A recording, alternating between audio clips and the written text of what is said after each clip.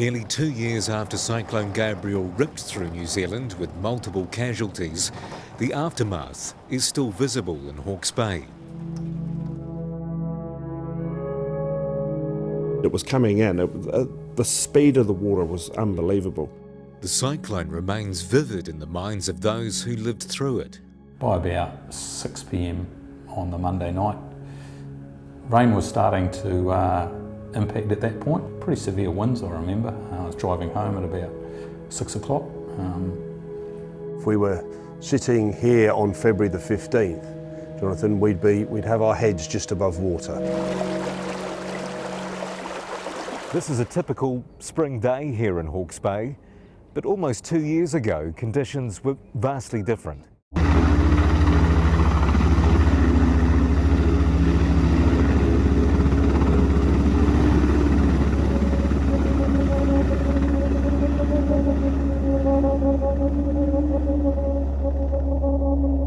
We're in Hawke's Bay to check in with businesses directly affected by Cyclone Gabrielle. We'll assess the impact on business as well as the human toll as the typically sunny coastline went pitch black.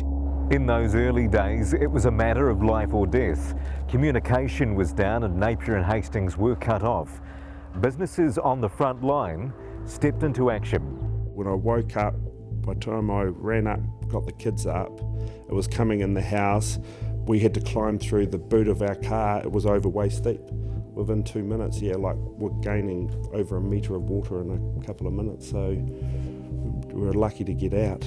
Cam Taylor is from family-owned apple grower Taylor Corporation.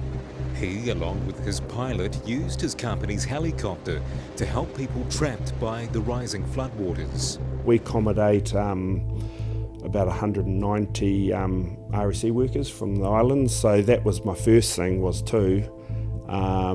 getting them. We airlifted them. They were all on stop banks or hills, so we're just doing short flights, moving them to safety, and then we just carried on going up the river, and that's when we realised that we're in, the region's in big trouble.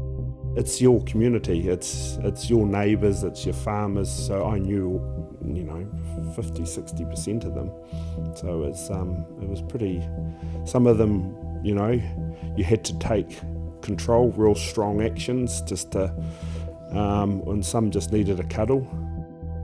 For me, what we saved, over 150 people, so yes, there was people we couldn't save, but hey, if I wasn't there, so,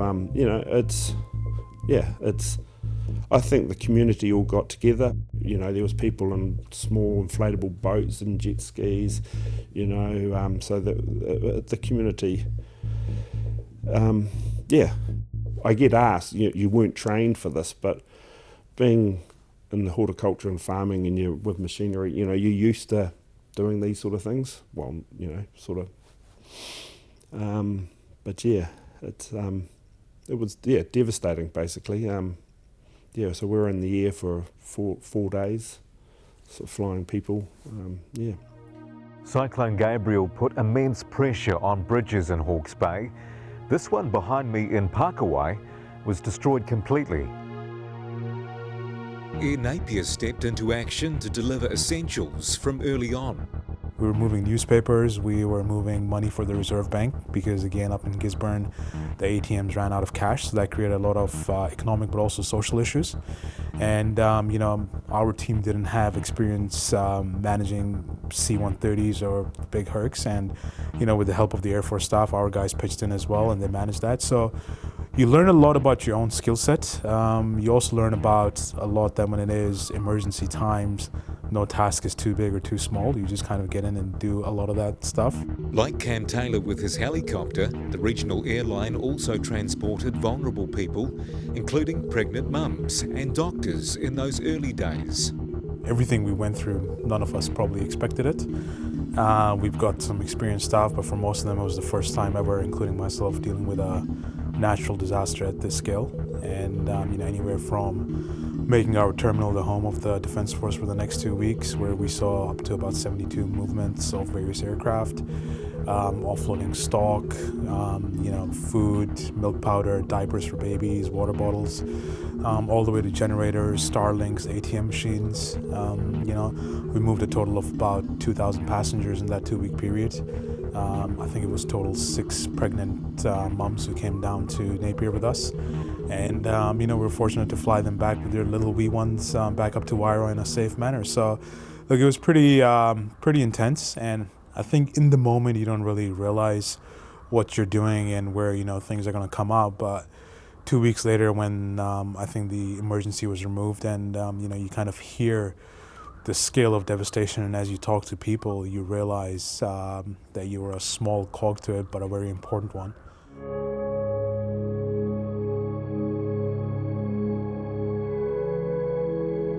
We had, over 700 mils of water came over the height of the stock bank and essentially flooded the site with nearly 1.8 to 2 metres of silty water. I think we had over 100 vehicles on the site, including 22 logging trucks that were parked on the site that night, completely destroyed.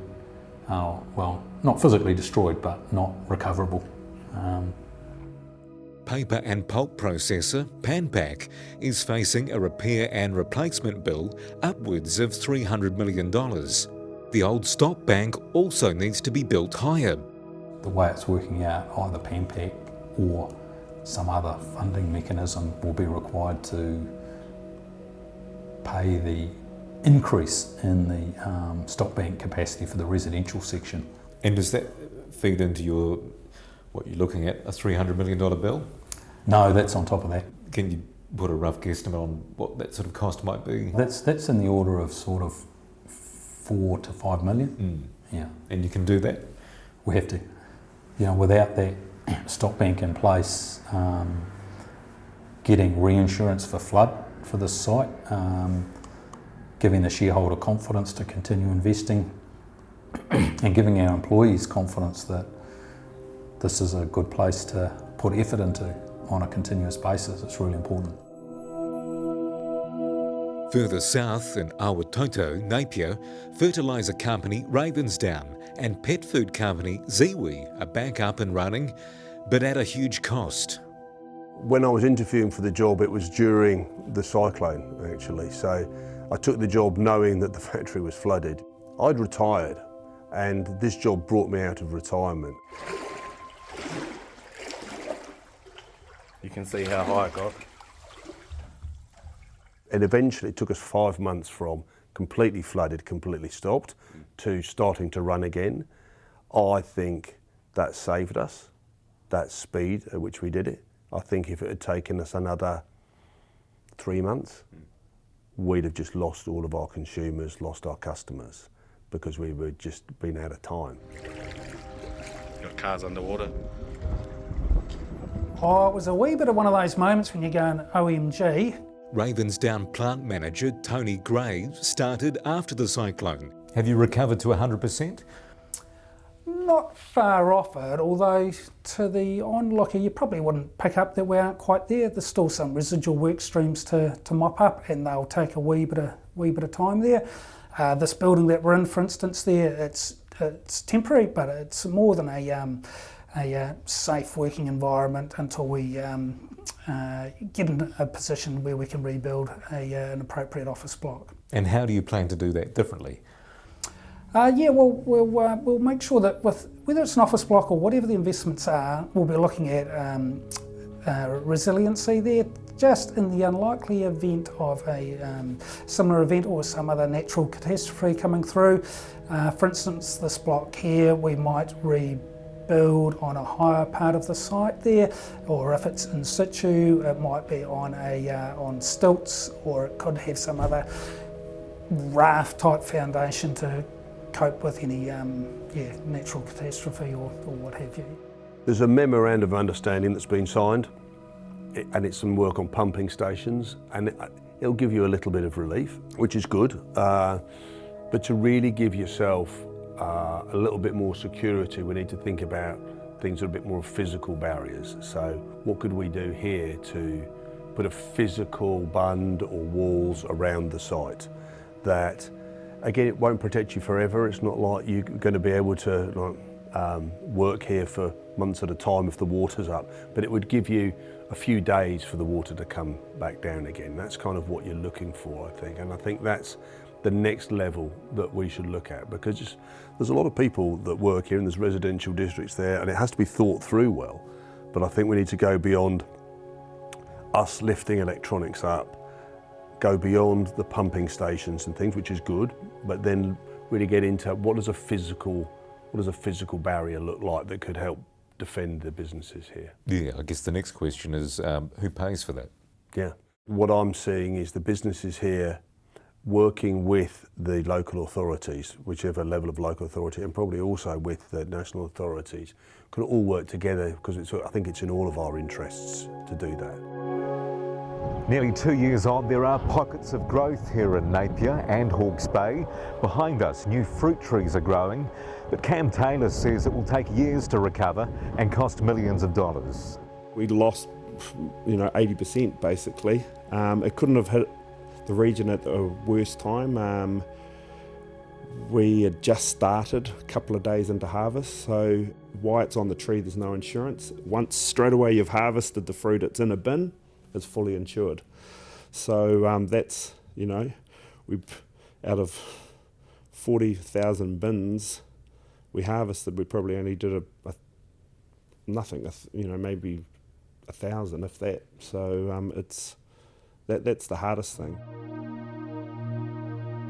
No one believed we could get going in the time we did.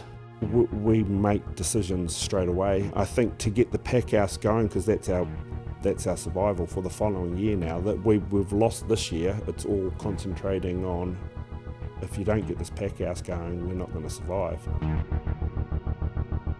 This is going to be generational, to be honest. The debt levels, we got help from the government. Again, we were unlucky, which made us lucky. We were hit so bad. There's a cut-off where you can get cheaper loans and all that government guaranteed, but the unlucky one who missed out by 1 or 2%, I think the hard thing I found too is, you're running a successful company, and then for no fault of your own, because of cyclone, your debt load goes right up, and then you're high risk, so you have to pay higher interest. You would think the banks are there to help you, but yeah, I think that was a surprise. That we're paying higher interest because we've got a higher debt now. Millions of dollars of damage and consequences that will last for generations. So, is New Zealand ready for another event of Cyclone Gabrielle's scale and destruction? We're kind of fighting across so many fronts at the moment. So, roading alone is enormous. So we're already kind of stretched to the limit budget-wise, trying to restore what we had before, let alone build extra resilience into roads like State Highway 2 and or the road up north through Taupo. But then, if you think about economic development more broadly, which we should be, it's about all of those key economic enablers. So what does our healthcare system look like? What does housing in Hawke's Bay look like? What does education look like? And there's changes afoot across all of those from a government policy level, and new investments either coming down the track or signalled. All of those, they all affect how we can be resilient or not as a region to any shocks that come our way. But we've been pretty hard hit in the last few years. Criticism has also been raised in official reports into the cyclone response. There were comments in both Sir Jerry Matapara's national level review and Mike Bush's Hawke's Bay review, in that it was kept saying that the system was not fit for purpose. Well, I would argue that the system is the system, but if you don't implement it properly, it won't work and you'll find glitches. And I think that's what happened at Hawke's Bay. Do you think New Zealand's better prepared for the next big event? You're only as good as the last one, really. And if you've been through the last one and have had the reviews and the implementation taken place, well, you should be better. I mean, that's the goal. That's the goal that I've said to Hawke's Bay Civil Defence Emergency Management Group. We don't want another response that looks like the one we've just had. We want something to be much, much better. The challenge, though, is the next one probably won't be a flood. It might be the earthquake out there on the east coast, or it might be the tsunami, it could be something else. And so the basic response planning still has the same principles lying behind it, but it will be subtly different. However, some businesses are finding new growth opportunities. We're really keen on being a reliable part, I suppose, of the reinvigoration of the New Zealand apple sector. It needs capital. There's some great business cases there. It's just got this wonderful history in growing pip fruit here, and that doesn't happen by accident, because growing anything's quite difficult. And so if an industry can survive and grow and flourish in a region, then you know it's got the conditions, but more importantly, it's got the people. The aim is to work out how to bounce back better, and it's not always easy when you're sort of sitting there looking at the challenge you've got in front of you. Tumu Timbers is exporting and assessing other growth markets.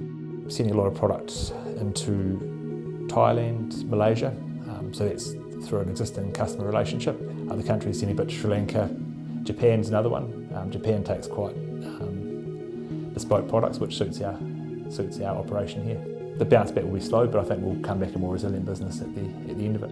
It's a long way to go this season, but the trees look a lot better this year. They're flowering a lot better. Everything looks a lot healthier, and the vineyards are looking good too.